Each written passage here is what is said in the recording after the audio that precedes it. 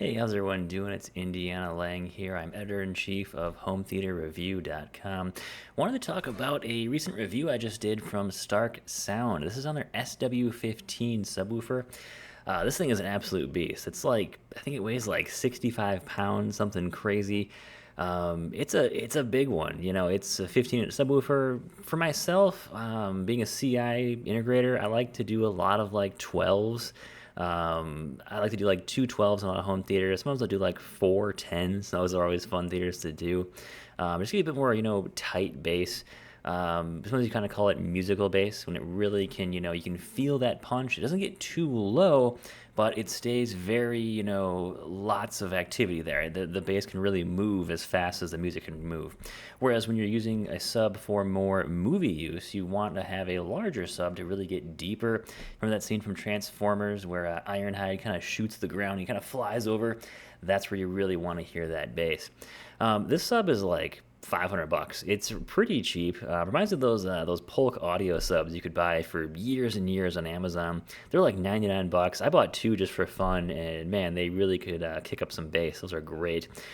This thing actually does a surprising job of putting out great bass, and I was quite surprised by just how affordable it really is. It's pretty wild. Now it has some downsides. It's not musical, and that's not necessarily a bad thing. Being this size of subwoofer, I primarily sell JL audio subs, and of course the Sonos subs. I do tons of those things, but not really the same league as this or even the JLs. Where the JLs, those things are just absolute tanks. They're like a couple 100 pounds at times with the bigger ones, and you're going to pay a lot more money for a 15-inch JL than you will pay for a 15-inch Stark subwoofer. Whereas, this is easily one of the best value subs I've ever tested to date. It's pretty wild how cheap this thing is. And I don't use the word cheap because if you were to set the sub in front of me and say, hey, test this thing out and tell me the price, I would probably say like 1,200 to 1,500 bucks for this thing. I mean, the amp looks great. It's got great control. There's no like rumbliness to it. There's no clankiness, where the grill's kind of hitting the front there.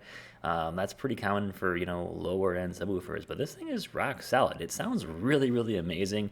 I was really quite impressed by this thing. I also want to mention too, you can kind of see on the right side here, we have a Stark subwoofer sweepstakes right now. They also wanted to mention that we are giving away some really cool Stark gear here. You can also win one of the new SW15P subwoofers, so that's pretty cool. Just click the link, guys. You want to check it out. I'll put a link in the description of this video if you want to enter that in. It's totally free to enter, so might as well give it a shot there. But again, with the actual Stark subwoofer itself, it's quite impressive, and I listened to some music on it. I did a couple of movies with it, and it really doesn't have any like major downsides, which is kind of cool. If you're looking for a sub that's like super, super heavy, you want to have that 120-pound sub, this isn't the sub for you. You really want to anchor that thing down. Not the sub that's going to be super heavy. This thing is, I can move this thing myself. Its boxed weight is 69 pounds. So, I mean, if you're a decently strong person, you can definitely move this thing around in the box. But again, it's still super heavy. I did want to actually test out the SW12. Some other reviewers did get to test it out versus the SW15. I'd be really curious to see how much tighter the 12 is than the 15, because that smaller driver size requires less energy to move that driver in and out. So that gives you ability to basically be able to have less flex in that overall driver, and that's what allows you to have that tighter bass response there. So, the 15, pretty sweet, and I like Stark's mentality of this subwoofer. I mentioned the conclusion here, it's just like a big V8 power there. It's just tons and tons of raw power in this subwoofer, and a lot of times you're going to hear weakness with guys that do subs like that. If you've seen one of those, cars where people put a bunch of subs in the car and it's rattling all over the place, and it just sounds terrible, when just like low end is your goal. There's a lot of things you need to do to make sure it's a good low end. There can definitely be a bad low end sound. And that's one thing a lot of people forget, and why you actually want to sometimes use, depending on the room, using more than one sub. If you were to say, hey, Indiana, install me a home theater and give me some really awesome bass, I would say, let's do more than one sub.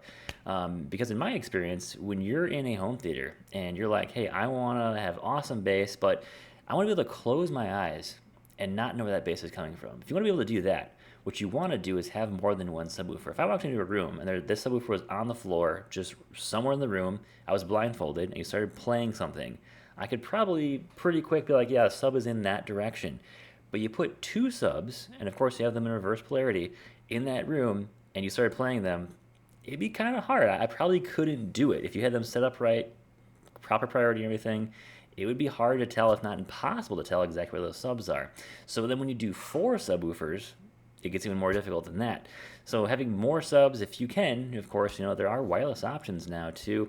My father-in-law's home theater, he's got wireless dual subs in there, and that's a pretty sweet setup in there with having dual smaller subs, because they also can hide pretty easily. You can still get a very good bass response and still have really good sound, while having that sound be far more hidden and less directional, which is what you definitely want there. So SW15, definitely super impressed with that thing. It's not the best subwoofer I've ever heard in my life, but it's pretty far up there, definitely for the price. I mean, the value of the SW15 is just insane. When they told me what it was, like, hey, we're gonna send you a sub, and I'm like, 15-inch subwoofer, how much is this thing? Like $2,000? They're like, no, it's like $500. I'm like, uh-oh. So I'm like, how good is a $500 15-inch subwoofer gonna sound? And that thing does a great job. It's surprisingly well made, well built, and it has a really nice overall sound to it. So I was quite impressed. Again, I think some of the negatives I noted on this thing was just lack of musical bass, no big deal on a 15-inch subwoofer. And of course, there's like no color options. There are no gloss finishes too, which is not a big deal.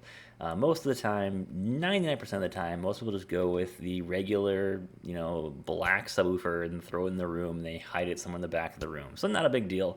When you get to the higher end stuff, there's a lot of custom finishes and stuff, not a big deal. So nothing too crazy there when it comes to Starke subwoofer, but if you want to win one, the new one, the SW15, check out the Sweepstakes. That'll be a link in the description, or if you just want to head over to our website, hometheaterreview.com, you can also enter it there. But guys, if you have any questions on the SW15, feel free to ask them in the comments below. Happy to answer those questions. And just in conclusion, it's a solid, no frills subwoofer. It just does a good job at really creating good bass. And it's not the best. If you really want to tune in a room really, really tight, I don't think it's going to handle a really tight tune, in my opinion. But if you're just like, hey, I got a theater I spent $3,000 on, and I want to throw in just some crazy awesome sub, SW15 is the way to go. So guys, thanks for watching. Take care, guys, and have a great day.